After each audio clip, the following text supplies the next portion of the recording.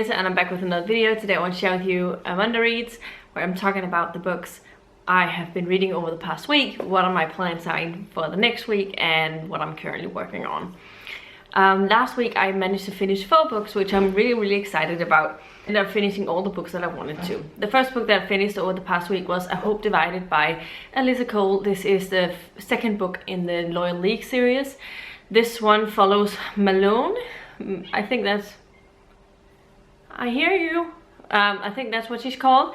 Maloney is living with this white family called the Lynchwood family, and she has sort of been seen as an equal since she's been there, like part of the family, like part of the place. But suddenly, Malone is obviously a black woman, but suddenly someone comes to her house who starts treating her horribly, and yeah, with a lot of racist things that are happening to her. And as time progresses, it's things that's that she still has to deal with gets worse and worse and worse.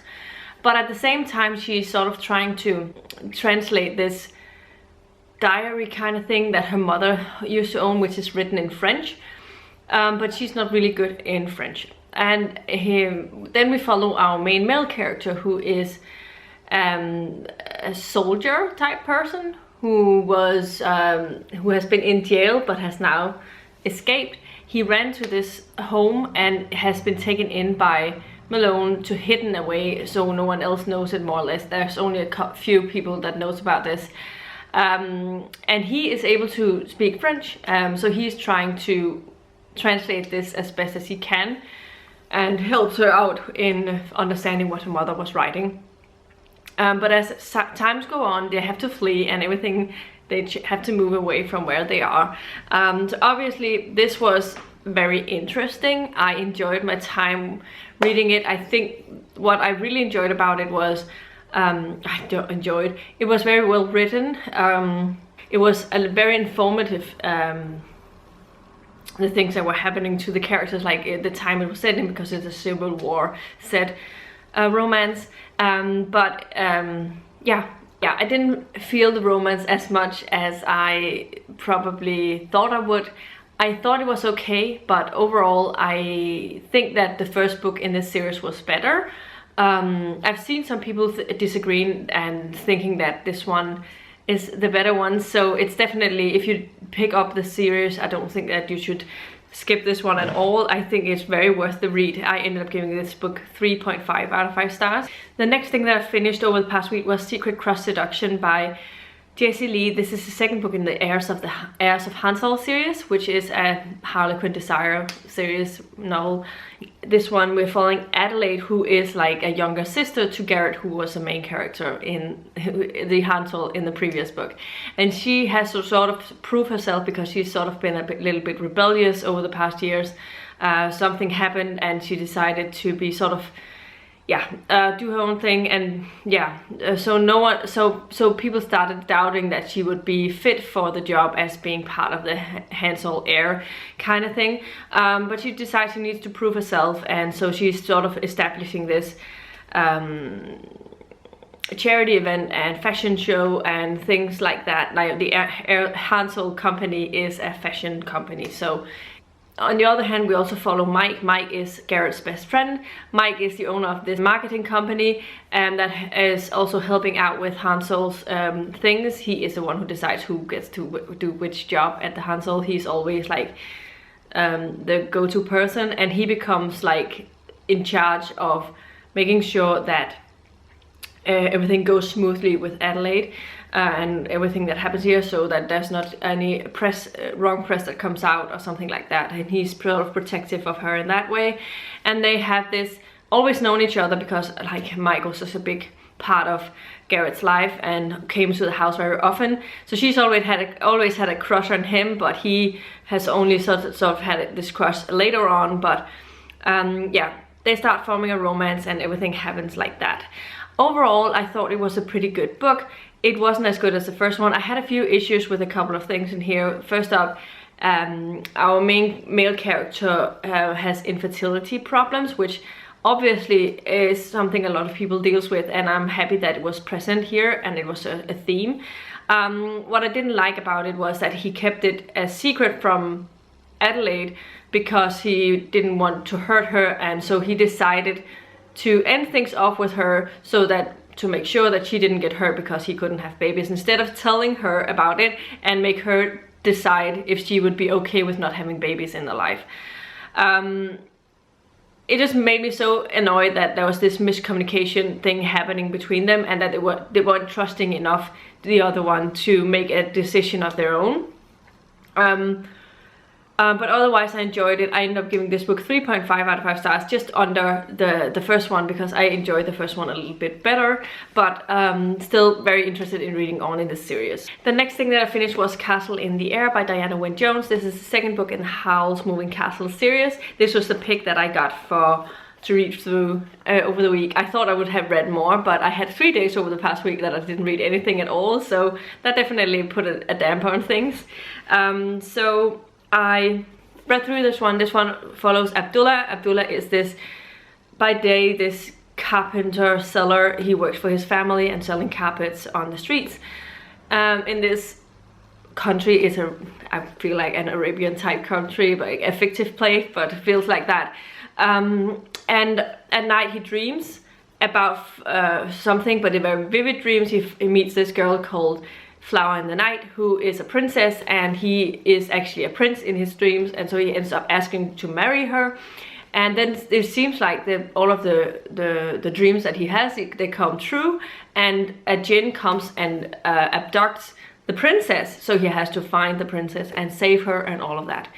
Overall, I really love Diana Wynne Jones's writing. It is so captivating, it's so easy to read, and so whimsical and so fitting for this type of story.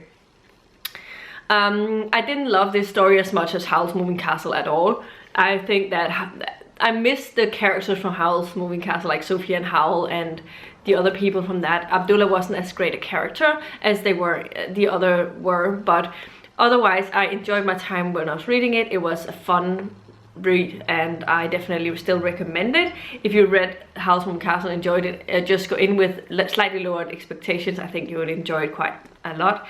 I ended up giving this one 4 out of 5 stars. The last and final thing that I finished over the past week was Halves Arv,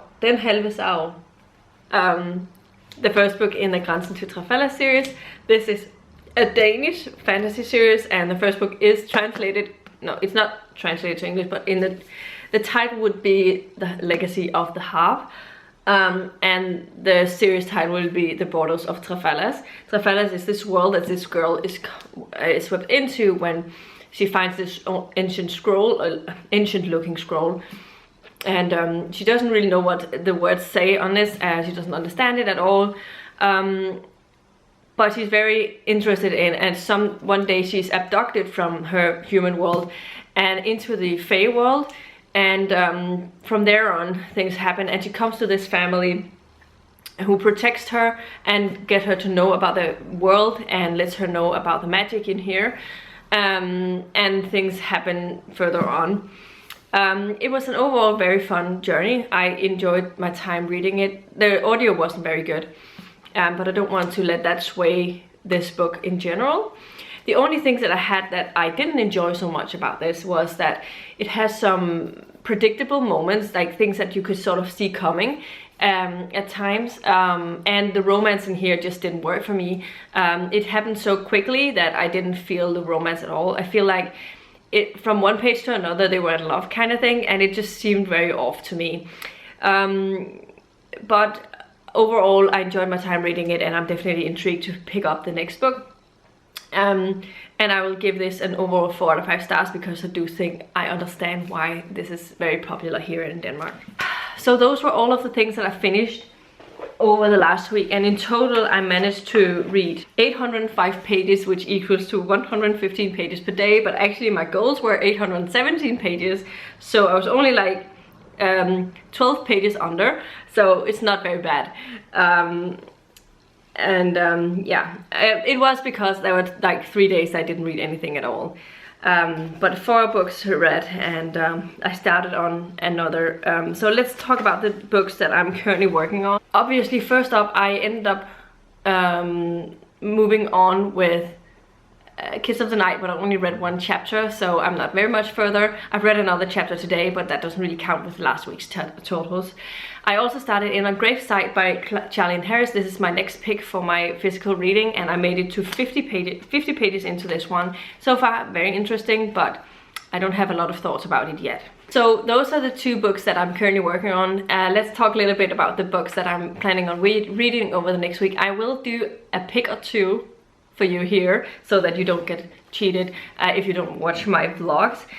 First up, I picked my next read that I have to start on tomorrow, which is Fortune Divinity by Andrew Rowe, I think his name is. This is a fantasy book. It's only a pretty short one, so I should be able to get through it rather quickly. I don't know exactly what it's about, but it was probably not the one that I wanted to read at the moment, but it's fine. I wanted to read a romance, and this is definitely not that, but I would also obviously always like to read a fantasy, so it's not like a big terrible thing. I also had to pick another book for my listening to at home book, and for that one I got Doomsday book by Connie Willis. This is the first book in the Oxford time travel series, and I'm very interested in seeing what this is about, but this is another really chunky book. It's 500 something pages, and the audio is 26 hours long, so I think it's going to be the last thing that I will finish. I've only put myself down to 250 pages, and we'll see if that I even come close to that, because I don't know.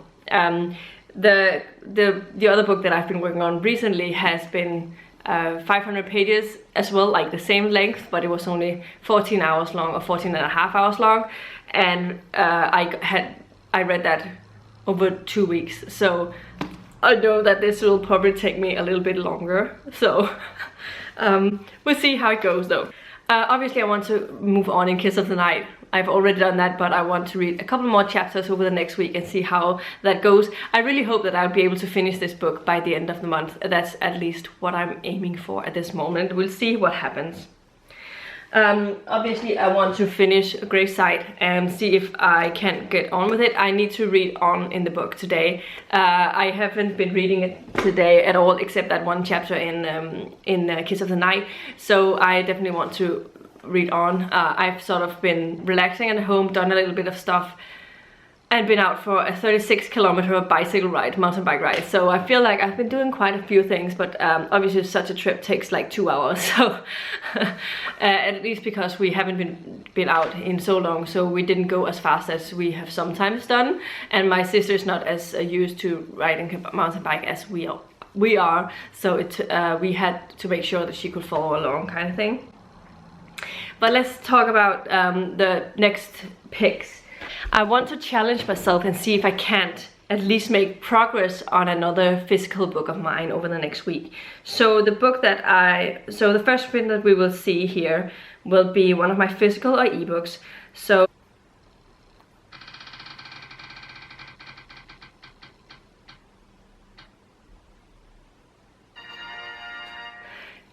I'm going to put on The Deal by, this is that hockey romance.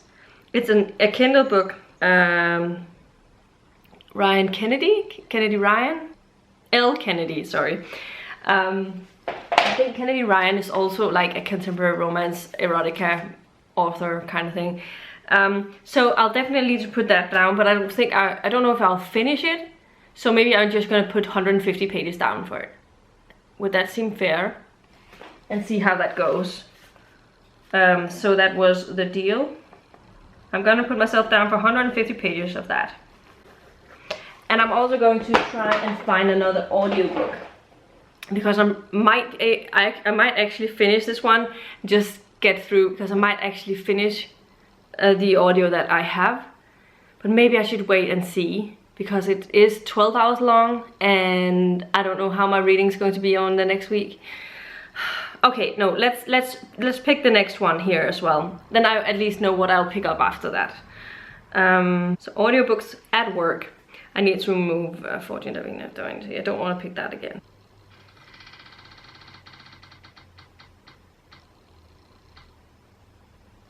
Come on. The Gilded Girl, this is a middle grade, so I can definitely, if I get to this, I don't think it's very long. So yeah, those are my picks. I'll put myself down for 100 pages of this one as well, or maybe 150. Let's do 150. This means I will end up reading 1,134 pages with an average of 162 pages per day. So let's see if we can do that. I'm going to try my best to read every day over the next week and see how that goes. And even if I do start back at work, it's fine.